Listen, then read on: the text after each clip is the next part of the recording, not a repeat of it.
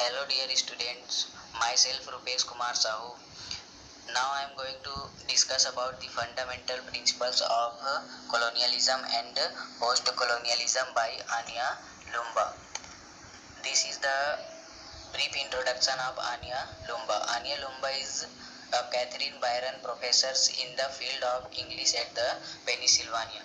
These are her famous works. The first one is Gender, Race, Renaissance, Drama. The second one, Dead Woman Tell No Tales, Issues of Female Subjectivity. The third one is Shakespeare, Race and Colonialism. And the fourth, Post-Colonial Studies and Beyond. Now a question arises in front of us that what is colonialism? In one word, we can say that colonialism is a settlement in a new country. When a body of people who settle in a new locality, forming a community subject to or connected with their parent state, the community so formed, consisting of the original settlers and their descendants and successors, as long as the connection with the parent state is kept up. This definition of colonialism is derived by Anya Lumba in his famous work Colonialism and Post-Colonialism. Colonialism began in 15th century after the herald of Renaissance. Colonialism is comprehended as the forcible takeover of land and command over economy by the colonizers to suit their selfish means.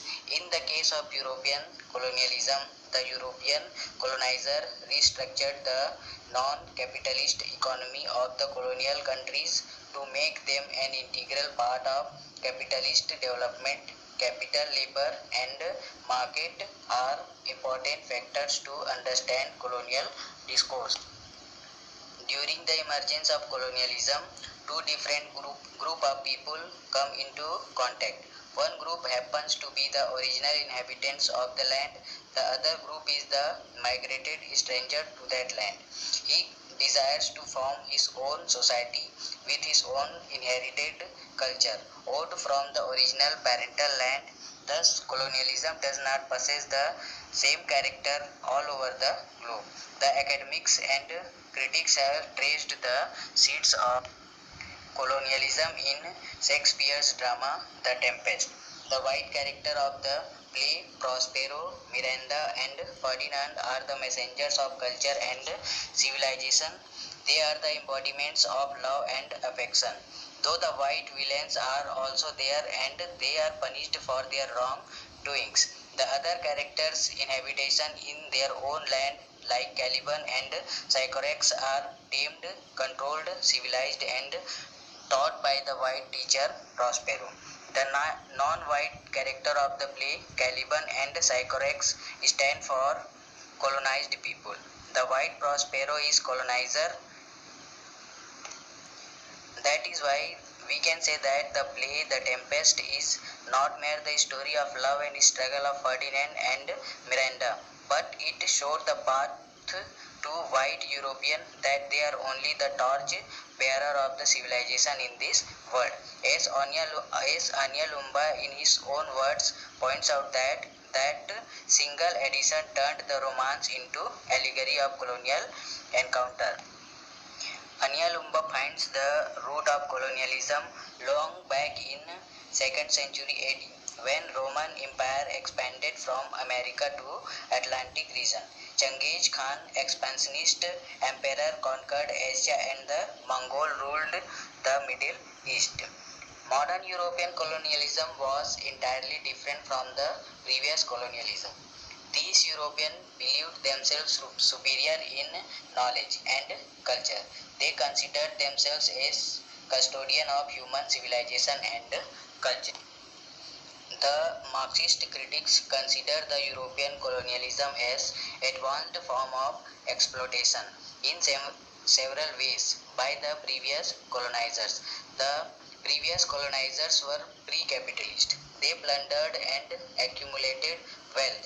They also settled in some places. The European colonialism did not believe in short-term gain.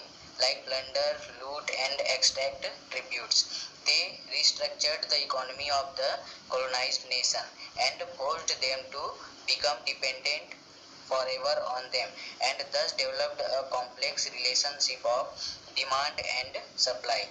The colonized nation will only demand and colonizer will only supply. This led to demand and supply of human and natural resources between colonizer and colonial nation. The laborers from one nation which were colonies were transported to another nations who were the producers. The Indian laborers were transported to Africa and Latin American countries to fulfill the selfish design of their masters. The industries of the colonized nations were destroyed by the colonizers. The outcome was not good. Their production suffered adversely. The colonizers trapped the economy of colonized nation in such a way that the money always traveled to colonizers. The slave nation's economy was completely crippled. They become financially weak, as Anya Lumba says that in whichever direction human beings and material traveled, the profits always flowed back into the so-called mother country. This flow of capital changed the demography in several parts of the world. This was necessary for the growth of European capitalism. Their industry always demanded friendly atmosphere without any competition. As Anya Lumba points out, the outcome of this discrimination is that we could say that colonialism was the midwife that assisted at the birth of European capitalism, or that without colonial expansion, the transition to capitalism could not have taken place in. So, colonialism can be finally defined as the conquest and control of other people's land and goods, but colonialism in this sense is not merely the expansion of various European powers into Asia, Africa, or the Americas from the 16th century onwards. It has been a recurrent and wide spread of human society. Our next topic is what is post-colonialism. The word post-colonial carries multifaceted meaning. It is very difficult to attribute any single definition or meaning to post-colonial study. The prefix post complicates matters because it implies aftermath, which is ambiguous. The term post-colonialism scrutinizes the views of Western people towards the non-Western nations, particularly. The countries of Asia, Africa, and Latin America were merely slaves of European colonizers. Nearly 9/10 of the entire land surface of the globe was controlled by the white masters of Europe. The people living in colonized world are to are inferior, childlike, or feminine, incapable to look after themselves. The rationally the rationality behind such anthropological theories was the concept of racial supremacy of white people, which is the part and parcel of post-colonial study. There are five principles of post-colonialism. The first principle is the people from different continents have study concentrates on the analysis of the people's cultural heritage. They did not accept the supremacy of European culture simply on the ground that they were master. Here the words of Kipling comes in our memory that east is east and west is west, and never the twain shall meet. The second principle of post-colonial studies is the post-colonial study is their insistence on the rights of women. In earlier studies, the women were considered as inferior to men both biologically and culturally.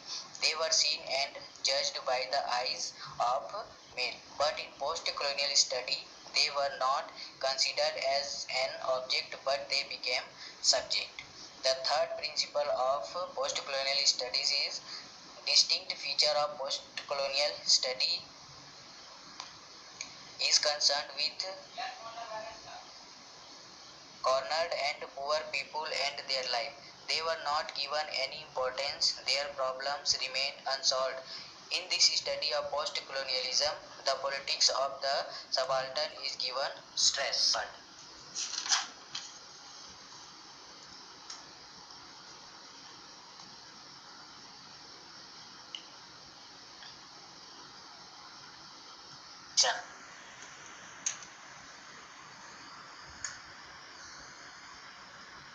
We argued that because the age of colonialism is over and because the descendants of once colonized people lived everywhere, the whole world is post-colonial.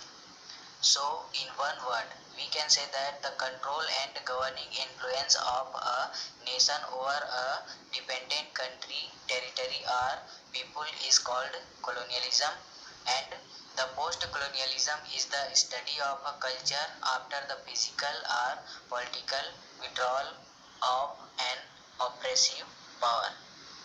Thank you, my dear students.